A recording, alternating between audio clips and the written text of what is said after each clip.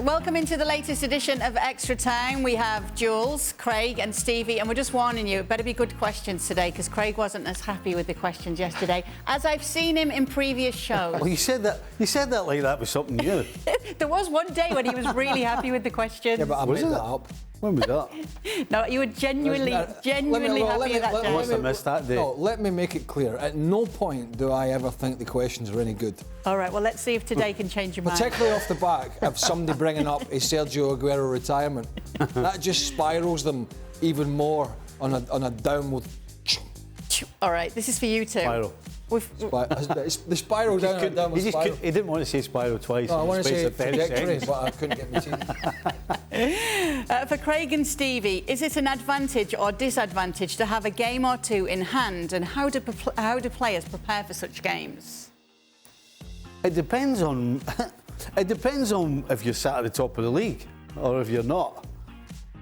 If you're in a position where you've got 3 games in hand, but you have to win every single one to stay level with somebody, then that completely changes the whole thing. If you're sat at the top of the table with 3 games in hand, you are relaxed and just going out and playing. It's a completely different scenario. So it really does depend on the position you're at, having the games in hand.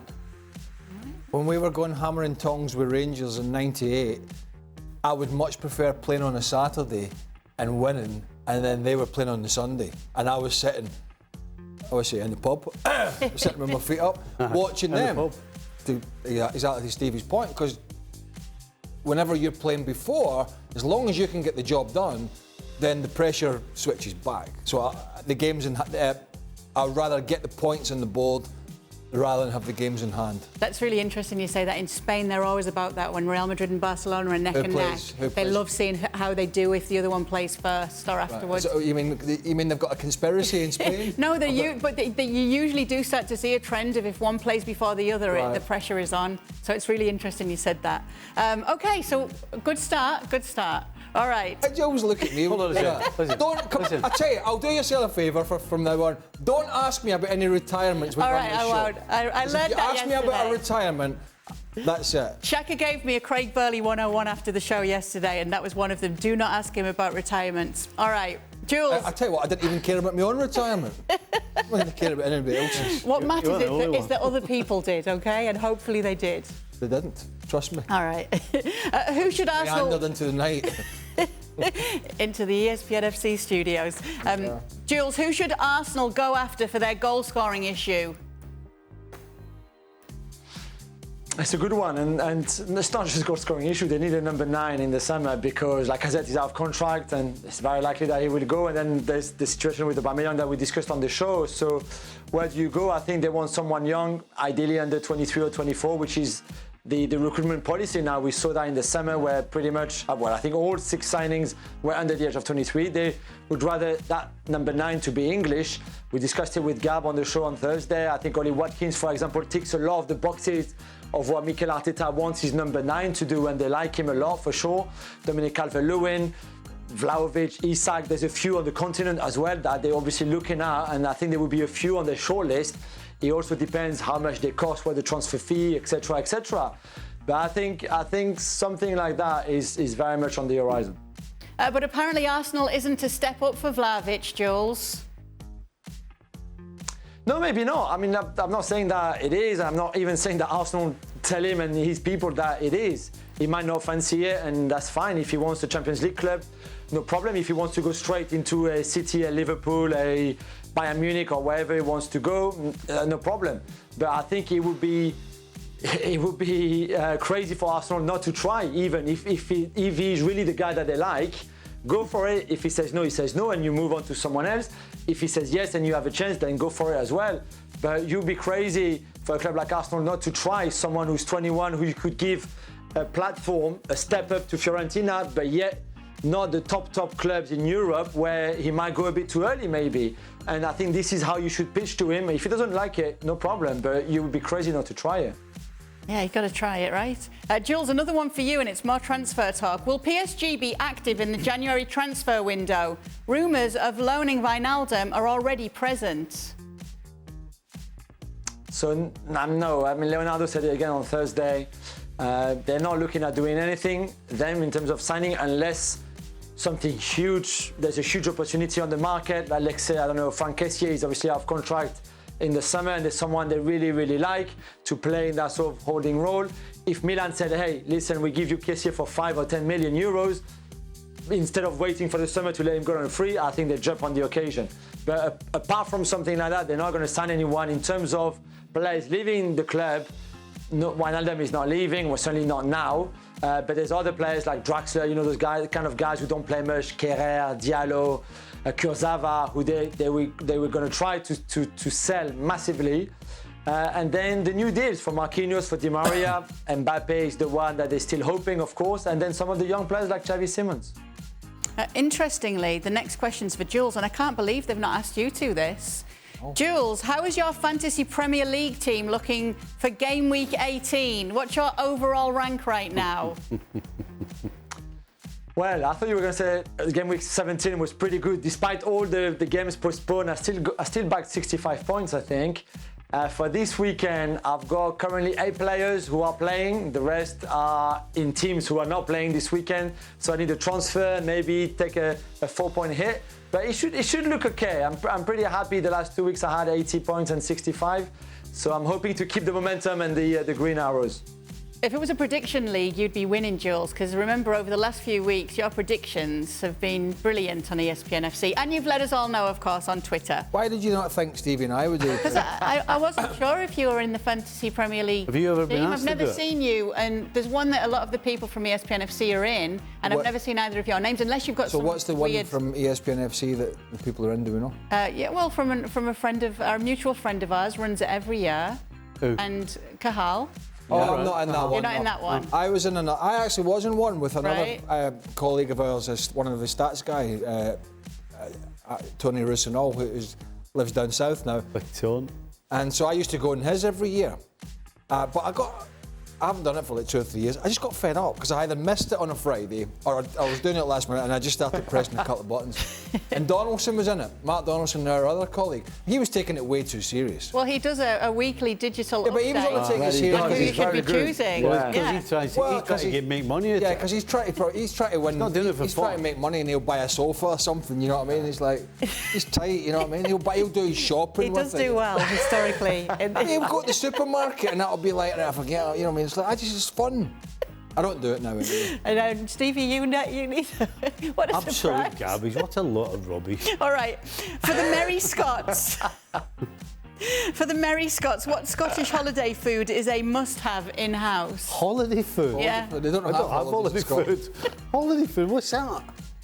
Even if it's what somebody else has everywhere else, and it's Pie not and as beans. difficult. You ever had a Scotch pie?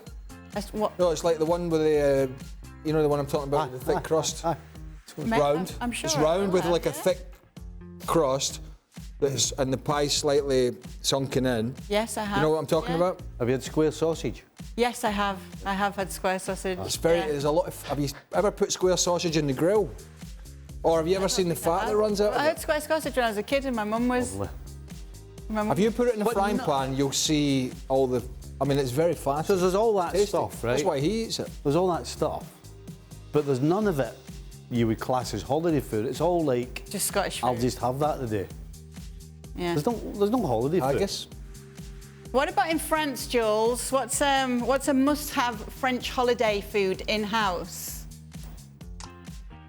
It's a good question. I was trying to think while the boys were answering. You know what happened last week? I went to BT and someone had brought a big box of Ferrero Rocher, and I hadn't had them for so long. And oh my God, I could Ambassador, literally you are spoiling I could us. eat 100 of them. Yeah, I've had to hide them in my It's house. so They've got some good. sense. Yeah. Yeah. So good. Oh my God, so good. And the adverts, the commercials were always really good for, well, very memorable, if not good. If you go to Scotland, if you ever go to Scotland, you've just got to try the old-fashioned. What he has it a lot. Sorry, mince and tatties. Mince and tatties, can't go wrong, eh? Our parents were brought up on it. Our grandparents were brought up on it. I It's how can't say it's I made. wasn't either. It's how it's made. I can't say I wasn't brought up on it either. Tatties. How Yeah, it's made. mince and tatties.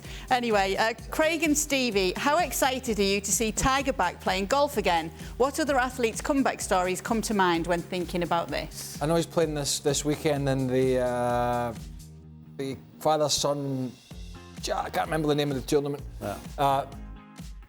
PNC, thank you. I thought that was right. I didn't want to. Yeah, he's playing the PNC. Yeah, I mean, I don't know. Maybe watch a bit of it over the weekend, but I'm not. Do you know there's some people that don't like this? When he came back the last time, I loved watching him come back and win the Masters, just because I never thought he would get back to that. Now he's not going to get back to that level every week, and he's already said that himself. He said, like, I can, particularly after the crash, you know, but. Before the crash, when he came back, he was probably on a limited tournament of 6 a year. Probably going to be less than that now. But just to see the guy back, I love seeing him. I don't want his. There's some people out there just like to see people struggle. You know what I mean? I don't, because he's won all these tournaments. I thought it was. No, just thinking. And it's golf. You know when Tiger retires, we can ask Craig about him. Yeah. Can we? We best not. I mean, he's just said more. Oh, would there. it be nice then? He's just been. Look at him. He's even smiling, thinking about it. All the nice things you just said about Tiger Woods coming. If he retires, can you imagine the smile on his face? Have you seen? Forget your Agueros and all these other no marks over there. Even bigger one when you retire. Yeah. Right. Listen to you bloody moaning your way around the golf course. God, this game. Freak. I tell you what though, his young son's a heck of a player as well. Oh, Charlie. Not his. I thought you meant my mate. I was like, your son. He's like, oh. But I don't know how he's going to. I've not seen how fit he is, but after that bad crash you had. But yeah, at least he's out there. I know you two love your golf, and Jules, you love your basketball, right? Are you a golf fan though too? You are? I'm not a golfer per se, but I watch it a lot. I watch, as you know, a lot of sport, to be fair. But I love watching golf and Tiger and you know all the big golfers really. But I'm looking forward to him coming back. How can Jean van der Velde not get a generation of friends to take up golf? Oh, Jules, come on. Because he lost.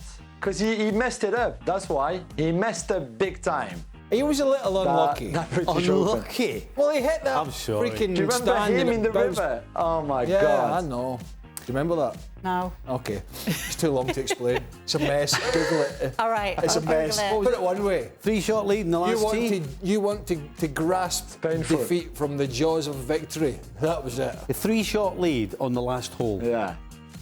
He could have used his putter And he for the lost. tee box He only had to double bogey the last now. to win it. That might not mean a lot. I don't know. Does that mean No, a lot? yeah, I know. Right, he only had to double bogey Right. the par 5. I think it's a par 5 or par 4. Can't remember it clearly. To win the tournament. Yeah. And he put it everywhere he shouldn't have put it. And eventually took a 7, went into a playoff and lost. And was won by a Scotsman. Aye. Shows what tatties and mins do. And now you just brought it back up, and now Jules has to go to bed tonight thinking about that one. Anyway, thanks for joining us, Jules. Great to have you as always. And I think that was not a bad extra time. I'm not saying it was the best. Wasn't 5 out of bad. 10. Well, you might enjoy it, he A 5 didn't. out of No, I hated it. Well, Apart from the Tiger bit. Apart from the Tiger question. Yeah, all that. Well done. I love bet, Dan, 5 at biggest Dan fan on the Tiger question. Oh, was it? Yeah. He loves Dan? Yeah. All right, 2 out of 10. See you tomorrow. Well, thank you very much for watching ESPN on YouTube. For more sports highlights and analysis, be sure to download the ESPN app. And for live streaming, premium content, and let's not forget as well, ESPN FC 7 days a week. Subscribe to ESPN Plus.